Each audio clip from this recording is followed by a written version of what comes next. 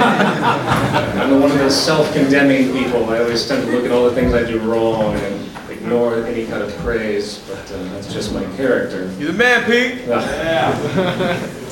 Wow, I really appreciate everybody being here. This is a great little crowd and a nice little space. I wasn't sure what to expect. I thought I'd walk into some barrage of billboards and insanity that is, the media depiction of Occupy Wall Street and everything else. Instead, I see a great deal of sanity and calm and balance, which I expected actually to begin with. I'm joking. But basically, we've already jumped in 10 minutes into this. This lecture is about 40 minutes, and we want to have as much time as possible, which is really the point of these town halls, as we call it in the Zeitgeist movement, for Q&As, which will go around to as many people as possible for as long as we can in this space to engage questions and answers, not just from myself, but other people in the movement that have come here from different places, our representative coordinators, etc. As I will talk about in this presentation, there's a collective group element of thought that's critically important that we tend to forget about, which I am just a manifestation of. So let's begin. As you all know, my name is Peter Joseph, and the title of this lecture, which I notice everyone's kind of pointing towards me, at least here, but hopefully you can see the screen, those that are back there, because the visual aids are somewhat helpful, although they're not really that defining. But the title is Understanding Root Causes, Following the Train of Thought to a New Social System. As I developed this talk, I basically ended up focusing a lot more on the problems than I intended to, and less about a long-winded description of what the new social model will be, even though I touch upon it. What I ended up doing with this is taking all of the ideas that Occupy Wall Street and many other uprisings around the world are concerned with, the problems, and tried my best to show how they all break down to the same basic common denominator. Before I begin though, I want to talk about the nature of information itself and the way we think about it. We live in a society that tends to judge the messenger of information. You ever notice that? Rather than actually taking the data in on its own merit. If I was to hand you a piece of paper with a series of ideas on it, would you take those ideas on their own merit, or would you need to know who wrote that piece of paper to decide whether you agreed with it or not? This tendency is based on the assumption that we as individuals actually serve as sources for any ideas we have, that we are truly original in anything that we talk about or communicate, and that who we are as defined by culture is somehow means anything when it comes to the nature of information and knowledge itself. The key word here is causality, if anyone walks away with anything in here. The kind of the fatal flaw, if you will, of our psychology, broadly speaking, is that we always think about the origin of things as though there's such a reality, when in fact we can find no real beginning or end when it comes to anything related to knowledge, discovery, invention, or thought itself. Everything just feeds into itself. Human beings on this level are basically vehicles. Our brains absorb existing information, combine the data based on our intellectual filters, which are largely programmed by culture, and then re-output them again into the environment for others to absorb, process, output, and on it goes. Knowledge seems to evolve, just like biology, processed through what I called earlier the group mind, if you will. And our social communication and hence education is what keeps the evolution of knowledge going, continuing, never stopping. As I said before in other lectures, if you study the biology of the human brain, it hasn't changed that much in thousands and thousands of years, yet we have extremely different behaviors and continue to have extremely different behaviors as cultural evolution moves on, or the evolution of the group mind, or the evolution of the organism of knowledge itself, if you will. Therefore, judging the message, judging the communicator, as opposed to the message makes absolutely no sense. The only judgment that can possibly exist is with respect to the information itself and how it holds up against a benchmark of critical analysis. Hope that's clear. So if you don't agree with something that I have to say, you're not actually disagreeing with me. You're disagreeing with the information itself. And that might sound like a trivial point to somebody, like, why does it even matter? Why is he talking about this? But if you understand how each of us represent part of this group mind, with all of us responsible for what's going on in the collective awareness, it will completely change the way you think about communication and ideas themselves dramatically.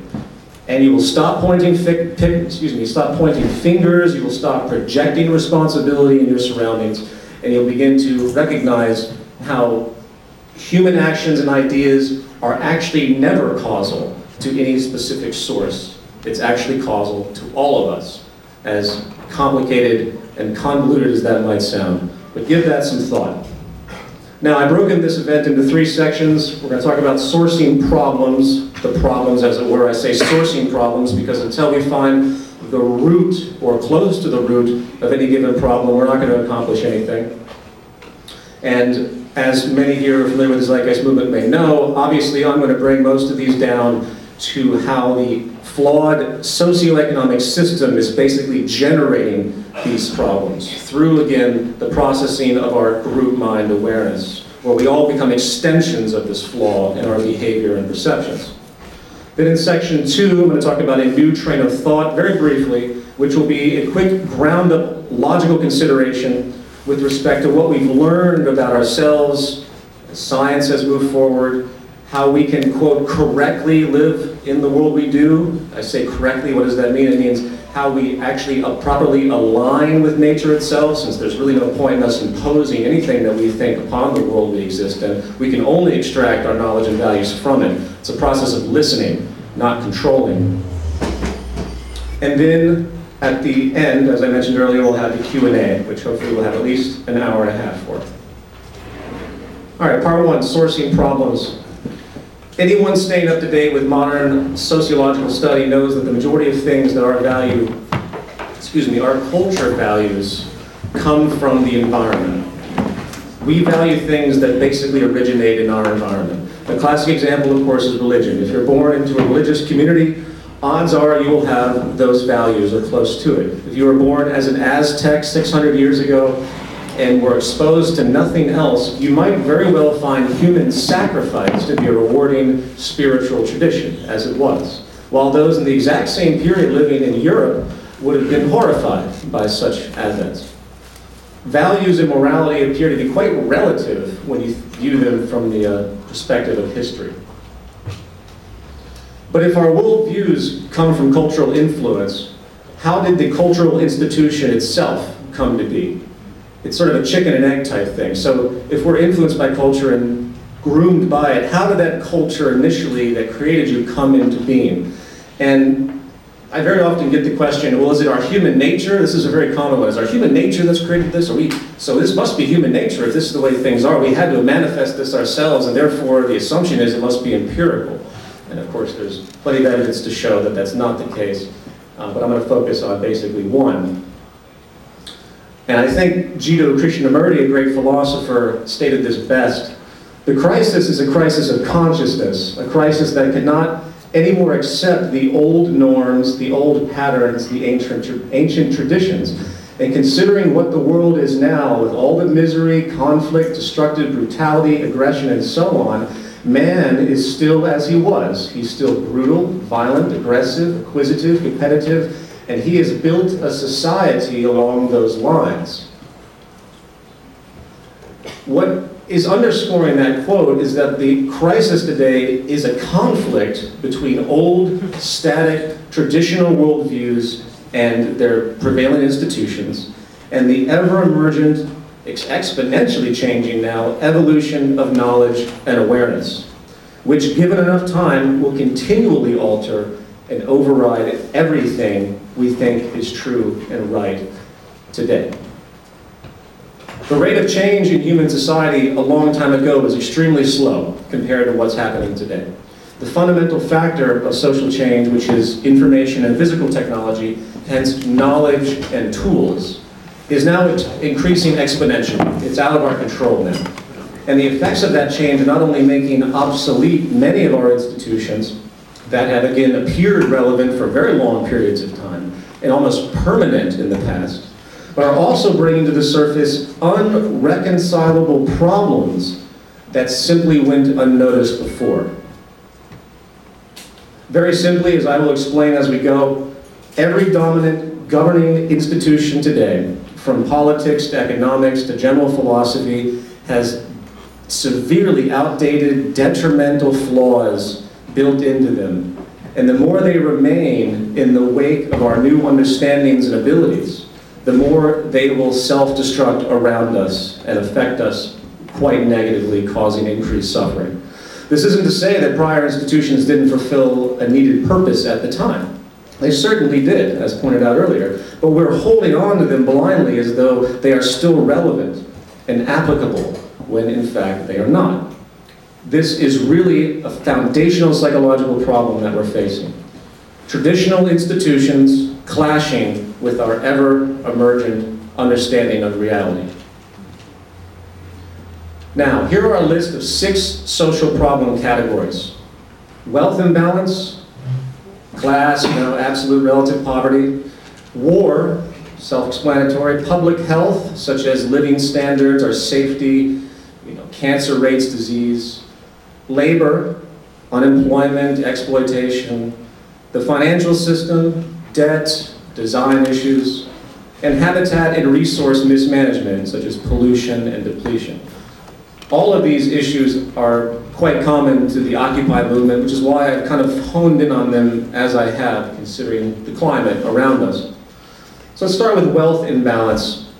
We all know the stats at this point. 1% of the world owns 40% of the planet's wealth. 400 Americans have more wealth than 150 million combined. 50% of Americans only own 2.5% of America's wealth, which I thought was a different statistic that you don't hear, but equally as amazing when you think about it. As far as abject global poverty, the World Health Organization claimed a little while back that poverty had decreased, showing progress, as it were. But their measure was completely faulty if you actually dug into their statistics. And while it's true that the number of people living on less than $1 a day has indeed decreased slightly, the number of people living on less than $2 a day, which is still way beyond poor, has substantially increased. Today, almost half of the world, 3 billion people, live on less than $2 a day. And 1 out of every 2 children are impoverished in the world, while in wealthy America, over 21% of children are actually below the poverty line. Such depressing stats can go on, and if you follow the trends of this, anybody that has children or plan to, a very ominous future ahead of you, if you actually follow what's happening in the world with respect to the wealth imbalance. To summarize it in a brutal statistic, someone starves to death every 3.6 seconds on this planet. That's a dramatic thing to be empathetic to. It's almost like the old Gandhi quote, poverty is the most severe form of violence, to paraphrase, and is absolutely right. Now, why is all of this? Well, let's ask 2 questions here. What are the factors that contribute to poverty and deprivation, which are built into the same concept? And does the existence of poverty and deprivation actually serve a beneficial role with respect to our current economic model? There's a question you don't hear very often. The common myth around poverty is that there's not enough food, or there's too many people on Earth, or we just simply don't have enough production efficiency to meet the needs of the human population. All dead wrong. We have ever-increasing production efficiency, and even with the old methods of production, not to mention the amazing new methods we have on the sidelines, which are not being utilized because they're simply too efficient for the market system to absorb at this time. We already produce more calories than are needed for the entire world population, way exceeding the population, in fact. Not to mention, again, if you combine the inefficiencies the efficiencies in production we're currently not applying as applied earlier, if you study work like the Venus Project or Buckminster Fuller, there are tremendous potentials out there that are not even remotely tapped. So the problem is not technical, it's clearly economic. It has to do with money. And while poverty organizations continue to point out various effects that create poverty, such as commodity prices, national debts, economic decline, healthcare costs, job loss, and the like, rarely are the very mechanisms of the economic system brought into question. Now I'm going to jump to the end and work backwards here. The only thing that will stop poverty and similar deprivation on this planet is a complete removal of the entire monetary market model of economics as it exists. Why? Because not only does this system generate poverty and the growing wealth divide by its inherent mechanisms and internal reinforced logic, the psychology, it actually gains advantage from that deprivation in order to perpetuate itself. The system needs deprivation, in other words, to work. Let me ask you all, who were the laborers in the earliest market exchange models? Anybody? Slaves. Good. Slaves, in the view of the market, means the ability to reduce costs for the producer. In modern terminology, it's called cost efficiency. In order for competing producers to gain profit, they must cut their costs by whatever means they can. And you know the old misleading capitalist catchphrase, to produce the best possible goods at the lowest possible prices. Translated, that means we will cut whatever material and labor costs we can to produce an inferior product that is just acceptable and affordable enough for the consumer to purchase. When you see sweatshop slavery in the world today, you are seeing the free market logic and its cost efficiency mechanism at its finest. When you see illegal immigrants being exploited for labor at half of minimum wage, you're seeing the free market system at its finest and its highest level of efficiency. When you witness the sea of debt slaves roaming around the West, trapped in low-paying jobs without health insurance or any social support, almost like they're indentured servants to the bank's debt and interest, you are seeing the logic of the market model at its finest. And the consequence of all that needed scarcity, forcing people into positions that can be exploited, is why we have the absolute and relative poverty and hence deprivation we see in the world today in the broad scheme. The system would not be able to operate if any kind of basic balance in human needs were met, to any decent level of living standard. Scarcity is required to increase this cost efficiency mechanism. In the words of economist and anthropologist Marshall Salins, the market industrial system institutes scarcity in a manner completely unparalleled and to a degree nowhere else approximated, where production and distribution are arranged through the behavior of prices and all livelihoods depend on getting and spending. Insufficiency of material means becomes the explicit, calculable starting point of all economic activity. And while many talk about, in various movements, the removal of debt, the removal of interest, and then the firm legislation to outlaw slave labor, create high fixed minimum wages for the world's people to get their needs met, they do not seem to understand that if those elements were applied today, the entire system would virtually collapse. Can improvement be made? It can, but only to a certain degree. But the flawed root problem logic is still there. And if there's anything you walk away with in this talk, it's this flawed root problem recognition.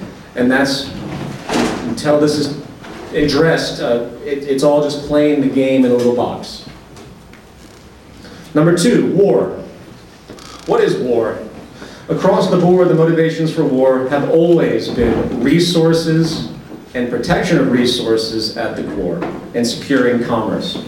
You can take the propaganda used for centuries regarding liberty and freedom and democracy and safety, and even religious evangelism, such as they blame the Crusades and everything else. Those really were all fronts, for the most part, for the protection and acquisition of resources from one government or tribe over another. Until you change the way the economic system works and create a globally accepted system of sharing, which is non-competitive as basic logic, war isn't going anywhere. It is much likely going to get much worse as we approach food scarcity now, energy scarcity, and water scarcity. Very core issues of our survival and standard of living, And these are all on the horizons, and not one government is making any true active initiative to assist in the resolution of any of these growing problems. And not to mention the state of technology we have at our hands, which are being quickly absorbed first by the military establishments across the world. If there isn't anything more terrifying than that, I don't know what is. In the words of Albert Einstein, it has become appallingly obvious that our technology has exceeded our humanity. What is going to happen when the superpowers develop destructive technology that makes the atom bomb look like a Roman catapult? It's right around the corner. Go to Google and type in nanotech weapons.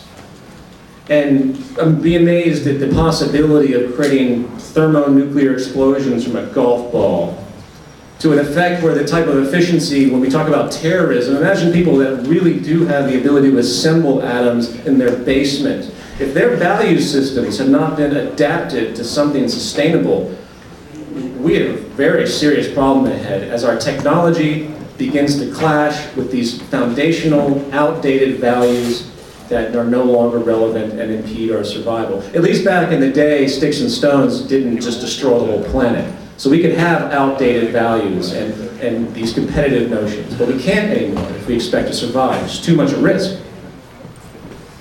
To paraphrase Carl Sagan, one of my favorite authors, it's almost as though there is a God. And he hands us these technologies and says, here you go, you can either use this to better your lives or destroy yourselves. It's one of my favorite quotes. And while efforts seem to be made to stop, nuclear arms across the world and the like, again, it does not address the real psychological or structural issue. How would we think about a situation if Microsoft needed some Intel chips, but Intel for some reason didn't want to give them up? So Microsoft hires an army, and they go and they knock down the walls of the corporation Intel and steal their chips by force. That would be a bit much to our sense of psychology, wouldn't it? Well, that is precisely in principle what all modern wars represent. It's the ultimate market competition, only an extension in a matter of degree. Put in the context of the competitive market economy and what it represents, it's basically the exact same train of thought. At the end of the day, there's only one human species, there's only one shared set of basic human values. We all have the same basic, if there's anything you call human nature, it's the fact that we have certain needs. And those needs are nearly empirical. Food, air, water. If people aren't touched as a child, they will die. We have an intrinsic social issue. You can take a baby, feed them, give them shelter and clothing, but if you don't touch them, if they don't gain physical contact from some other human, they will die. That's built into the mechanism of our social element that defines our nature. If you want to call something human nature, it's our needs. And our needs are fundamentally shared by all of us. We share these needs, and we inhabit one planet that provides for those needs across the board. Therefore, there really can only be one economy, right? How could you possibly rationalize it otherwise, except with the surface association of tribal warfare, which is based on an old notion that somehow we just magically can never get along? Well, either our interests as a society become unified, or we will destroy ourselves for many different reasons. So you have to ask yourself the question, if someone else is a threat to you, how do you justify your warfare when you know in the larger logic that if you don't learn to work together, you're all going to die? And this is the type of train of thought that I hope can get out there. And it comes from many different angles. There's only one economy, therefore there's only one society. And if you open that up, as attacked as I might be, called, well, I don't know, a communist, New World Order, theosophist, I've been called everything under the sun because of the simple advocation that, hey, maybe we should all work together. I read a book recently, or it's actually an old book I had in reference by a man named Epperson. I almost included it in this, but he does an analysis of John Lennon's Imagine. It was an incredible study of projection. And imagine all the people sharing the world as one. Institution of the New World Order. He interpreted the entire lyric of John Lennon's Imagine as this communist, Marxist advocation of basically leading to global depopulation, if you will. And this is how the train of thoughts of some people like this work. And it's scary to see people think that way, going back to the very first thing I talked about. But that's for another tangent. But I hope that's logical enough and you can see the fundamental reality of that. Number 3, public health. For the sake of this presentation, I want to reduce public health into 2 broad measures, physical and mental. As far as physical health, have you ever noticed that you have to go out of your way and at increased expense to buy food that isn't poisoned with additives and hormones and preservatives and grotesque levels of fat and sugar? It's almost like the idea of good health is held in contempt by industry. You ever notice that? I'm always amused when I go to the store and I see words like green and natural or organic, as though there ever should have been anything else. As though like, oh, a little less poisonous, somewhat more poisonous. And it's just hilarious that we've come to rationalize these things, and normal food is really the worst food. I've even seen that, like, oh, apparently, some reporter, like, organic food doesn't seem to be that much better than normal food. Do they even know what organic means? Cancer deaths have nothing but increased across the world. While more people and the community activist culture are demanding for chemical agents testing and more natural production methods and the like, again, most activists are not really complaining about the fact that the market system, in its interest to get more for less, back to cost efficiency, to increase profits, is the incentive source of nearly all public health issues in this regard. It's built-in deprivation. I could go off on massive tangents on this one, such as how, I don't know, industry many years ago very knowingly got people to get addicted to cigarettes so they could have repeat purchasers. It's all common knowledge to all of us, but I think we forget how